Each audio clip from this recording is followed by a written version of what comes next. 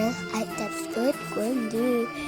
Жер быркырап элдин канын төккөндү.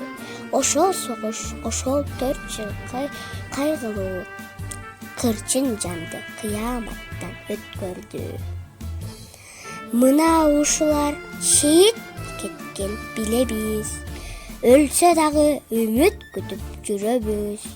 Аттарынын ар бир тамгаларына тазим кылып башыбызды ийебиз.